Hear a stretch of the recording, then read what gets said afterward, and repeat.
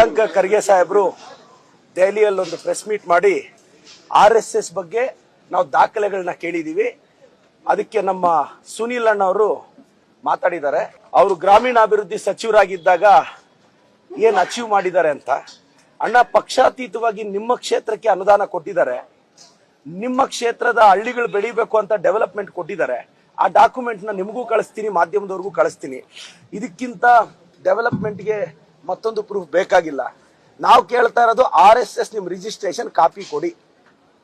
ನಿಮಗೆ Z security ಯಾಕೆ? ಇದಕ್ಕೆ ನಿಮಗೆ ತಾಕತ್ತಿದ್ರೆ ಉತ್ತರ ಕೊಡಿ. 100 ವರ್ಷದಿಂದ ನಾವು ಅದನ್ನ ಯಾರೂ ಕೇಳಿಲ್ಲ, ನೀವು ಕೇಳಬಾರದು ಅಂದ್ರೆ ಯಾರಪ್ಪನ ಸೊತ್ತು ಅಲ್ಲ. ಸೊ RSS ಅವರು, ನೀವು part of the India, part of the constitution, ನಿಮ್ ರೆಸ್ಪಾನ್ಸಿಬಿಲಿಟಿ, ನಿಮ್ ಡಾಕ್ಯುಮೆಂಟ್ ಕೊಡಿ ಅಂತ ಕೇಳ್ತಿದೀವಿ. ಅದು ಬಿಟ್ಟು ಅಶೋಕ್ ಅಣ್ಣ, ನಮ್ ಸುನೀಲ್ ಅಣ್ಣ ಬಾಯಿಗೆ ಬಂದಿದ್ದು ಟ್ವೀಟ್ ಮಾಡ್ತಿದ್ದಾರೆ.